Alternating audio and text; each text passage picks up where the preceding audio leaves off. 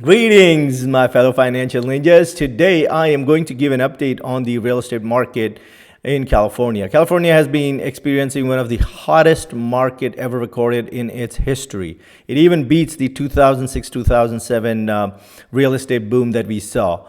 Every criteria, be it the price per square feet, list price to sales price ratio, number of days house stays on the market, you name the criteria and all records have been broken. California's median sale price broke all records. It was up 34% from last year. It was up 7.6% from the month of March. So it is unprecedented. The median sale price in the state of California in April was over 813,000. It is unbelievable. In March, it was around 758, and last year in April 2020, it was 606,000. So you can imagine the meteoric rise in the median home prices in California. Despite the tight inventory, the number of sales also reached a record level. It was up 2.4% from March 2021 to April 2021. And it was 65% more over last year, which is April 2020. The thing to note, though, is that because of the pandemic, March and April of last year had been pretty lackluster. The sales had dropped by more than 30%. So if you look at the number, even if you look at that particular drop, 65% seems really crazy. Even at the regional level, all regions saw a humongous sales growth. The top one being the San Francisco Bay Area, which rose by over 100%, followed by Central California and some of the other parts of California. The slowest one was Northern California, and even that was over 20%. Most of the counties had very high growth in the median sales value. San Mateo County, which is part of the San Francisco Bay Area, had its median price cross $2 million. Yes, I'm not kidding. $2 million for the entire county. This is the first time it has happened in the country that any county has crossed $2 million in median sale price. The highest recorded growth was seen in the Central California, followed by the San Francisco Bay Area. I think the Central California went up by over 40%, followed by Bay Area by about 35%. So pretty much throughout the California as well as Bay Area, it has been good news all around for sellers, but not so much for the buyers. And also one more interesting thing is the sales of $1 million plus homes went up by 200%, and that of $2 million or over went up by 300%. And interestingly, the home price that were below 300K actually went down. So this kind of indicates how the whole pandemic has played out. The rich people have done very well thanks to the meteoric rise in the stock market, prices of pretty much every asset, including cryptocurrencies and so on. Whereas the lower bottom of the population has been struggling, and so that can be reflected and seen in the prices of the homes. I have experienced a similar thing in the Bay Area also. What I've seen is that homes that are $1.5 million or more have had a lot of a huge demand in the Bay Area. Obviously, the average in Bay Area is over $1 million.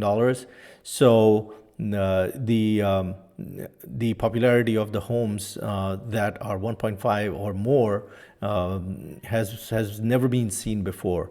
And I also saw that some of the starter homes, which typically used to be condos and townhouses that are 2 bedroom or less, haven't seen as much growth. So anything from 500,000 to $1 million has not seen as much growth as the post or the $1 million or more segment has, because everybody now wants to have at least 3 bedrooms, a small patio or a backyard. And so condos and townhouses have not been in as much favor as the single family homes. However, the those because not everybody can afford a single family home, the condos and townhouses also have seen a huge gains, but not as much as the single family homes. While this rise has been very favorable to the sellers and also the homeowners, because they've seen their equity grow in some cases by over 400, 500,000. I mean, I know of houses that sold for 1.2 million last year are now going for 1.6, 1.7 million. So that kind of rise in the home equity is works really in favor of the current homeowners. However, it has been a brutal market for buyers, and I've been personally struggling with a lot of my buyers. You know, getting outbid by hundreds of thousands of dollars is not fun. I mean, some of these offers that I have written, I couldn't believe it. But everybody wants a home, and just the demand has been unprecedented. Now, the question that everybody has in their minds is what is going to happen going forward? Now that we are hitting the summer season, what is going to happen to the sales and the home prices in the rest of the year? Now, the general consensus is that the house prices will keep on going up, and there does not seem to be any end in sight. However, I prefer to differ from the general consensus. I think the median price that we saw in April was pretty much the peak. Going forward, we are kind of going to see some sideways action for the rest of the year. Now, one big difference between last year and this year is that in 2020 there was a lot of demand that was pushed out because of the pandemic. People were scared and they did not venture buying houses in March and April, and then slowly, once the Fed reduced the rates, they got into the market, and then in May and June it started picking up. Obviously, as a real estate agent, I was sort of worried what's going to happen to my business, because obviously I'm very dependent on the sale of the homes in people's willingness of buying or selling their homes. But then, when the market picked up, nobody thought the way it has panned out. I mean, it was just crazy.